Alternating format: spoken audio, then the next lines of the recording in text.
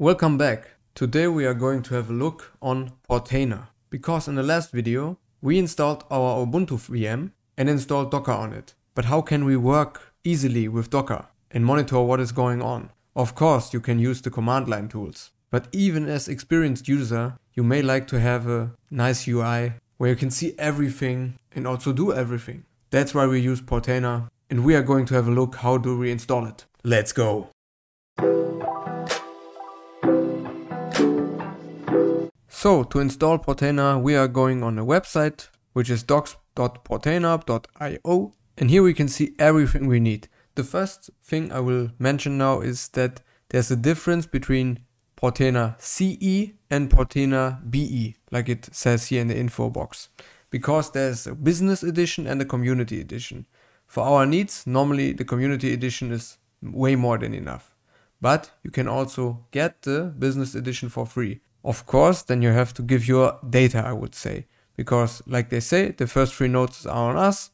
Then you can give your name, where you work email or whatever. You can give your details and then they will give you access or a license for free instances of Portainer for the business edition.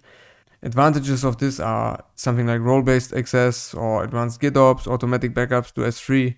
But I don't know if you need this in a self-hosted environment, especially something like role-based access controls. I guess you want to control it yourself and not expose it to anyone. So probably you don't need it. But it's still nice to have. If we now have a look on the documentation, we will see that there's already a pre-configured command. This command uses the volume where it will save your data. So it is not saved persistently on your file storage, like in some folder you defined. And something that's also, I wouldn't say new, but it's not then like it was before. You have this port here, 9443, which is an HTTPS port with which you will log in. As you can see here, HTTPS localhost 9443. So, and like this you can log in. Normally back then it was 9000. We do it like they say for now, but you can also use this legacy port 9000 if you want to, because you're in a home environment, you don't need SSL, you don't need HTTPS, then it's okay. But we will start basically with this command here and just click on copy, because that's everything we need to do. So we can paste it here to have a better look on it. And we can see we have the docker run command with 2 ports that are open and are needed. With the name Portainer, we have the flag for the restart, that it will always restart. And there's the volume that is important, the var run docker sock, because that's the way how it has access on the Docker socket, and like that it can read the stats of your Docker, upgrade images, start new containers, or whatever you want. But for now, the problem is I don't want to use this not persistently created volume. I want a folder on my file system. So we cancel this, and we are currently in a folder that is basically empty. So I say I want to go into the mount container, and I want to say I want to create a directory that's not named cache. We can now go into cache and we see, okay, the folder was created, and I want to create another folder. I could have done this already with one command, but I want to show you. We create the command, we create the folder app data, and now app data is also created. If we go into this folder now, of course it will be empty. I don't need to show you this, but now we need our command again, but we need to change some things. Oh, not the latest one, but we need to change this one here, because we don't want to mount it at Portainer data, which was a volume created if we would have created it like in a docs.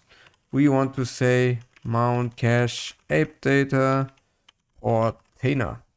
And if we just press enter, we can see, okay, it's unable to find it. It will be pulled and installed. It's very soon. Yep, and already finished. And now you have Portainer installed. So let's check this out in the browser. So back in the browser, you can see now that I just typed HTTP, which will not work with this port because it's an HTTPS port. As we can see, then it will tell you client sent an HTTP request to an HTTPS server. It does not work. We need to add to our URL HTTPS. Now your browser will complain and say, hey, I don't know the certificate, I don't know what's going on. Just press something like it once and say, go on please, and you are fine. Now we need to enter some password. I just think of something that should be okay. And we can create our user. I don't want anonymous feedback. And I can say create user. And easy like that, we have Portainer already installed. Now we can say, okay, we want our environment. We can say get started. And now we have our local environment. Yeah, we are now here. And we can see there are 2 containers. We have hello world that we used last time. We can also delete it here because we don't need it anymore. We can say remove. Also automatically remove non-persistent volumes and it is gone.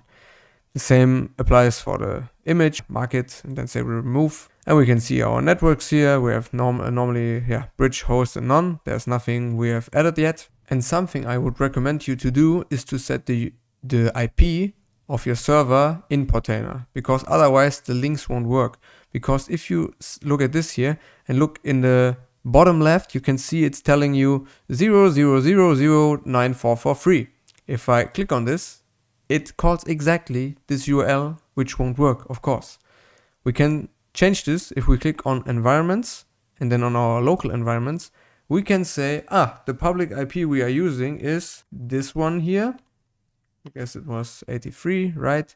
We update the environment. We go back to our dashboard, or better said, to our containers. And if we now look in the bottom left, you can see, it's the right URL and it should open again. Okay, this does not work right now because it's this problem with HTTP and HTTPS, but it will work for everything else that is running on HTTP. We can now see that the Portainer container saved some data because we can see, okay, we have the folder Portainer new. If we go into this folder, then we can also say and see we have a DB, a key, a pub key, and whatever, and the data is saved persistently. So that's exactly what we wanted to do. So, and now we can also say what is going on with Portainer. Why is it so nice? We have app templates. You can see already here Node.js can be installed, Nginx, MySQL, and whatever. You can install a PostgreSQL and you can just give it a name and configure everything here. You can also have your advanced settings, bind it to a volume or whatever you want. That is very nice and easy, especially for not experienced users. But many templates are missing because custom templates we don't have, and that are already many ones, but we could have more. And that's why this link is here. It is a link to GitHub to Lissi93 Portainer templates. And like it says, it's a compiled list of 500 and more ready to go Portainer app templates, which you can just use, type in everything, and you are fine. And how to set this up? It's already set here. You go under settings and then app templates, and you need to copy this here, this URL.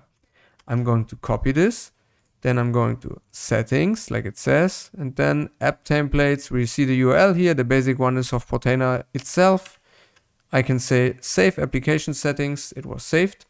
If we now go to app templates again, we can already see a few more, like Edgard Home, Ophelia, Bazaar, Vault Warden, Bookstack, things we also will install in this video series and that are very interesting and very important. For example, Ophelia, and very easy. So remember to subscribe, otherwise you will miss these things. And if we also click on this here, we can see, okay, we have it now here. We can see our options. Okay, this container path is needed. We can map it on the host. That would be for us now, mount cache, app data, Ophelia, whatever. Basically, it looks like this, but a bit, of course, adjusted to our environment. And you can just start it like this. So it's very, very nice. But the problem is I need to warn, because we are experienced users in this series here. We don't want to use Portainer to deploy container. The problem I had very often, and also other people, are with the environment variables. Sometimes they are able to be added, but sometimes they don't get taken into account. Sometimes they don't work. I don't know why.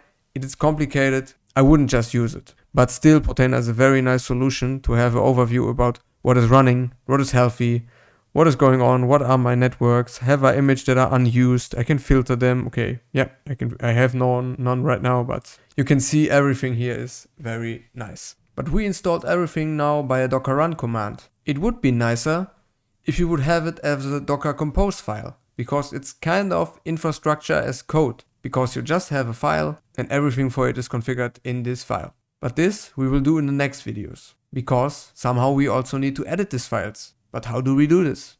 This will be the next video. So I hope you enjoyed this video and learned something new, and I'll be back.